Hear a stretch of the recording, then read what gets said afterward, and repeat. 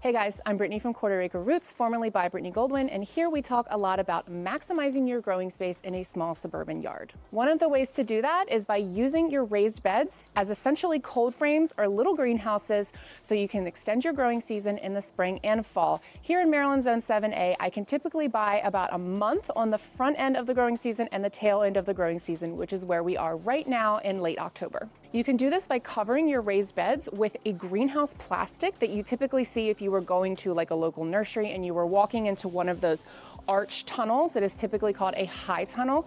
You can use that to create the same effect in your yard without creating a giant greenhouse. Now, if you've watched my videos before, you guys know I love my Vego products. I love my Vego raised beds. I have a bunch of them, some of which I bought myself, and then I started working with them and they have sent me a couple of them as well. So today we are going to be reviewing the new Vego frost protection cover system for the Vego raised beds. If you don't have Vego raised beds, this will still be applicable to you because I'm going to be talking in generalities about how this system works, how covering your raised beds or your crops in the ground with some sort of a plastic system can help elongate your growing season. The very first thing you need to think about when you are growing under plastic is you need some sort of a frame to put the plastic over.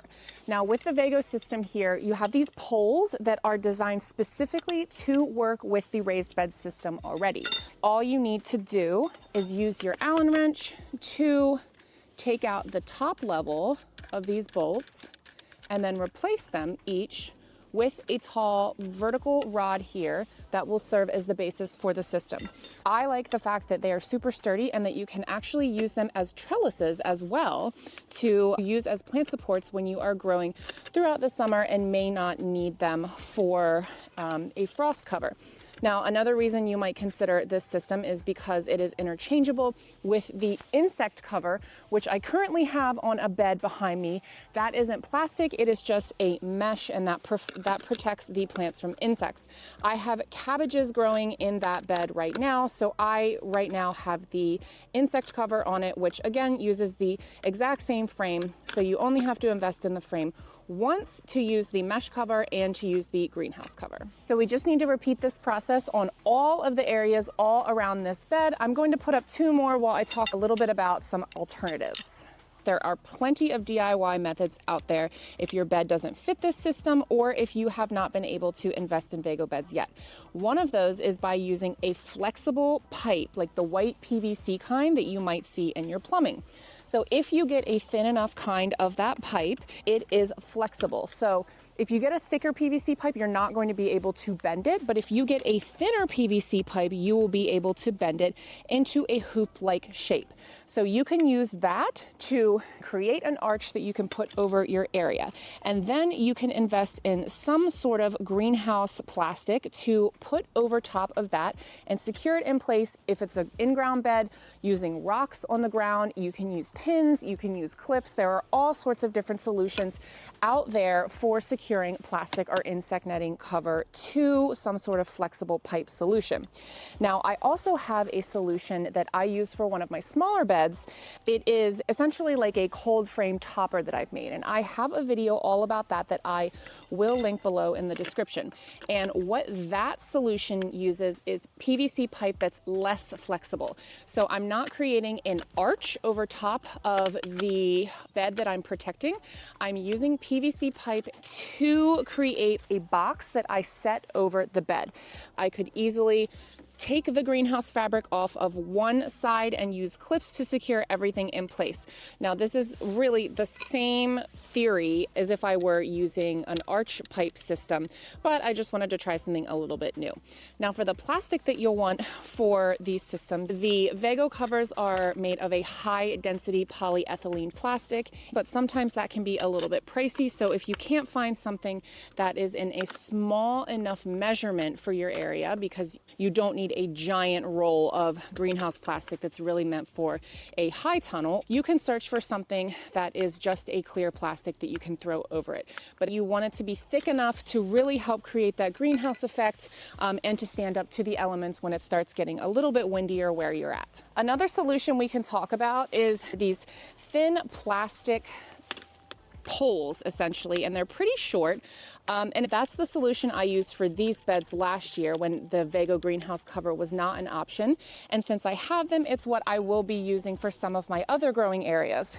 So what you do with those is essentially couple those together for the length of the area that you want to arch over, and then you cover it again with a type of plastic.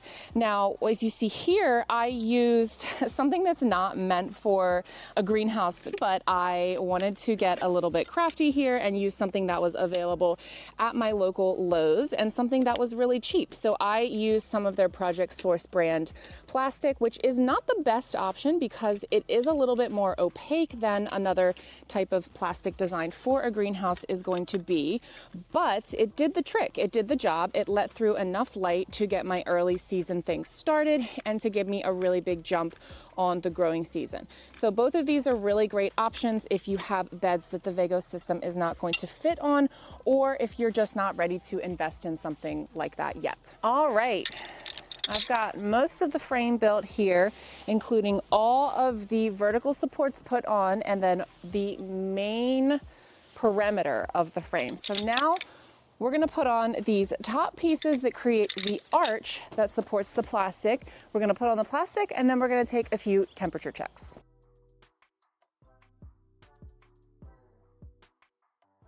And as the last step, you guys get to watch me battle this big plastic thing to put it on. It is definitely possible to do it with one person.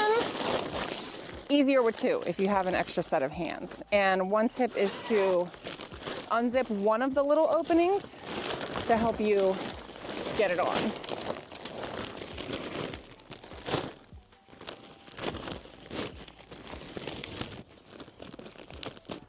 All right, we've got it on pretty snug here, so I am going to zip up this side and then give you guys a closer look at some of the features. There are little tie downs in here if you want to tie it in place. I may do that as the weather gets a little bit worse, but I'm not gonna do it now.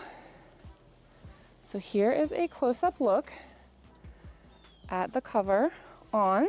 And one of the features that I really, really like about this is the built-in vents. So if you go the DIY route, you're going to have to vent on your own by opening up some area of the cover to let some air through. Because even though it is cold outside, these do heat up really, really fast, especially when the sun is out. So there's one of these on each side, and it just has a mesh here. It's the same mesh as the insect covers.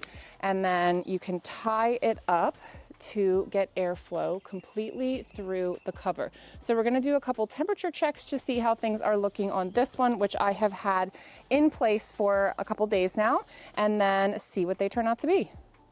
Here's our little temp check. For honesty's sake, it is 48.7 degrees outside.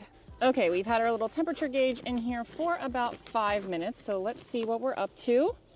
We've got 52.7. So if I remember correctly, that is about a 5-degree increase in temperature, which is really excellent, especially because it is an overcast day today. So I don't need to open any of those vents or anything. It will probably climb a few more degrees today because it is still early in the morning. But as you can see, this is a really awesome and easy way to create a little microclimate on some of your raised beds in your backyard to extend your growing season. Until my next video, happy planting.